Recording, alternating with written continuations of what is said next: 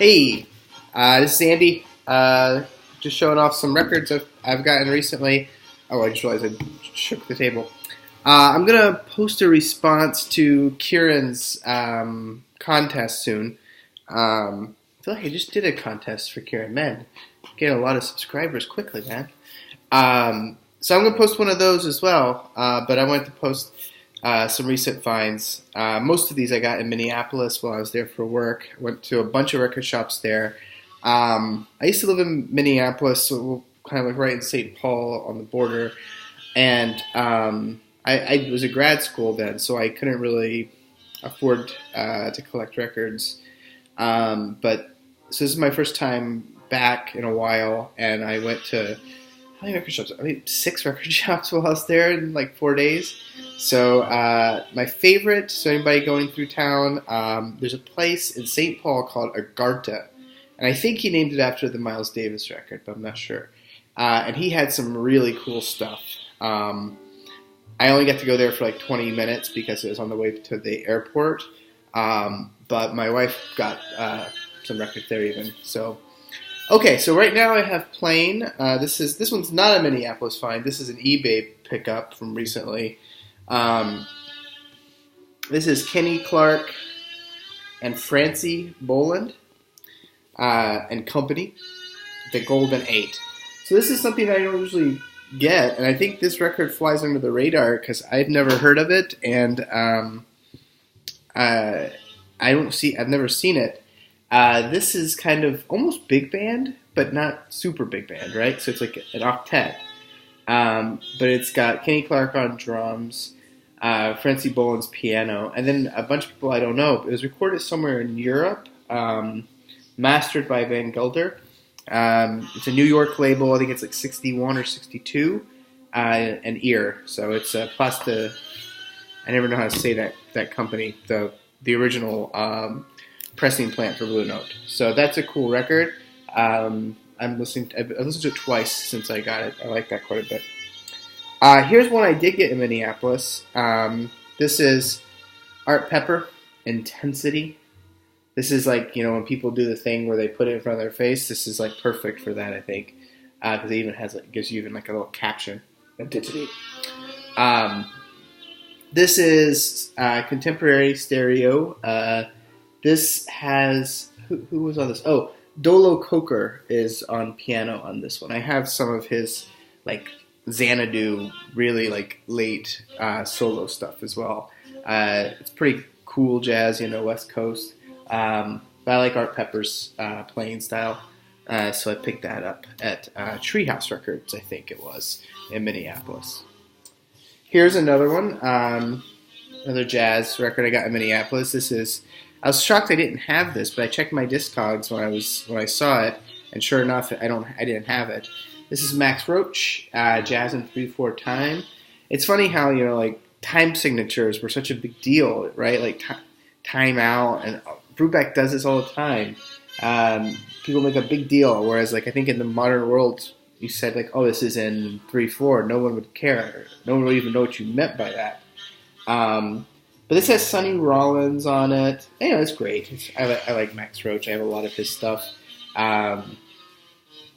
That was like for like a dating website or something, I guess. I don't know. It's a kind of a cheesy looking photo. Here's one I got here in Austin.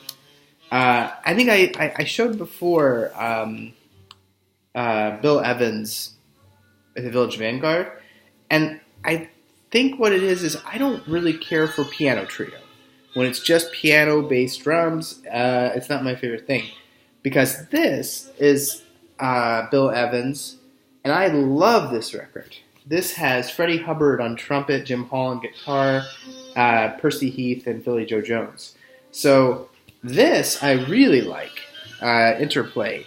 And this is a late 60s repress from what I can tell, but I really like this. So I guess what I should look... And of course I also really love Oliver Nelson's Abstract Blues, Blues and the Abstract Truth, and that's got Bill Evans on it. So it's not like his piano playing that I find objectionable, I guess, or that I don't like. I just don't really care for trio. as much as I like horns. Right? I mean, actually, I was just realizing that my favorite, one of my favorite records, and this will certainly appear on my response to Kieran, is Shape of Jazz to Come, and no piano at all on that. No piano on a lot of Ornette Coleman's music. Okay, back to stuff I found. Now a couple more random things. Oh, no, let me show this one, and then I'll get a couple weird things for you. I grabbed this. This was cheap. It was the same guy selling that Kenny Clark and company. This is another Lee Morgan, but this has Wayne Shorter on it and Billy Higgins. It's still got that, like, is it Boogaloo that Lee Morgan was doing at this time? You know, is this kind of like strutty dance music? It's fine. But it's a late '60s Liberty. I think Liberty at that time for sure. I like it. I like Billy Higgins. I like Wayne Shorter. I even like Lee Morgan. Okay, weird stuff that I found in Minneapolis. Okay, so we went to our favorite brunch spot, Birchwood Cafe. If you're ever in Minneapolis, go to Birchwood Cafe. And across the street, there was this like really kind of rough-looking record store, like a bookstore, record store. Looked like very hole in the wall, but I like that kind of thing. And so I went in just to see what kind of stuff they had. I didn't see a lot. My wife bought some books, though. She liked it a lot, and I gave it a good review because it's like a nice little neighborhood spot.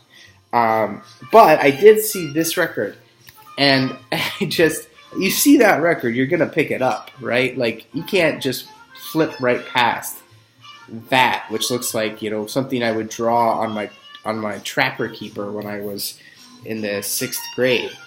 And so I picked it up and flipped it over, and it gets better, right? Like, I bet I was thinking at the time, I bet he drew that himself.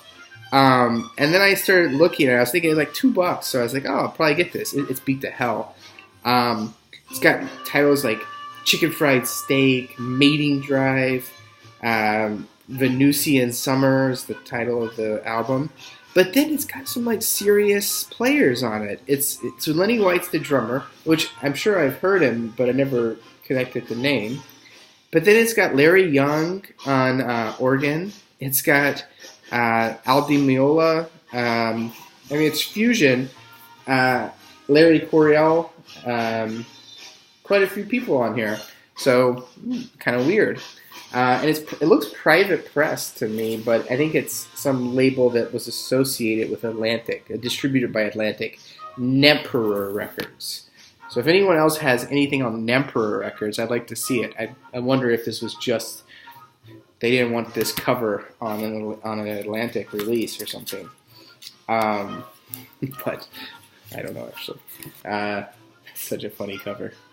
I kind of wish more of that era jazz would have gone crazy covers like that, rather than just having kind of a white, you know, you see these aristas and stuff that have sort of boring cover art. At least that gets your attention. Okay, now here's one that I know was private press. This is another random little spot that I like a little record shop I saw in St. Paul this time, and the name is even escaping me right now. They had some actually cool stuff. They had a whole bunch of copies of Max Roach and the orchestra. Shoot, I can't remember. I have a Dutch version, a Dutch release of it. It's an Impulse. I may have even shown it before. They had a whole bunch of these like late '70s reissues, like on the Clouds, like Blue Sky and Clouds interlabel. But anyway. Long story. They also had a record I've been looking for, and it's something that, I don't know, maybe I'm the only person in the world who collects this dude's stuff, but I love him. Peter Gordon. I've shown at least a handful of Peter Gordon records. This one's been on my Discogs want list for 3 or 4 years, and usually they're only in Europe, and it's going to cost like $40 to get a copy once you factor in shipping. So I was really happy to find this. This is private press on his own label, Lovely Music Limited, and it has it's kind of like a dancey synth disco mixed with like kind of a jazz fusion of that stuff, I guess is how you would say it.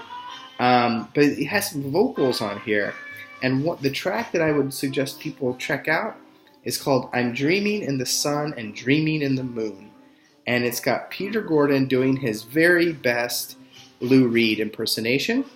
And then a woman named Lynn Morrow, who I have no idea who it is, but a female accompanist who comes in with these like super high harmonies. And it's weird sounding, but I liked it. So this is actually one of the better of his records in terms of that song. I think the very best stuff is the Love of Life Orchestra stuff, which I've shown, and his solo record on CBS, Innocence. That's a great record. So I think I currently have 3 copies of that. So I give it to people who are into this kind of stuff all the time because I'll see it for like $3. It's great. Okay, well, that's some recent finds, mostly from Minneapolis. I'll be traveling to New Orleans later this semester, or this year. For me, I think it's semesters. I'll be traveling to New Orleans. I'll be traveling back to Montreal very quickly. I'll be traveling to Chicago, Madison. I'll definitely have updates for all those. So I'll make some more videos. See you guys.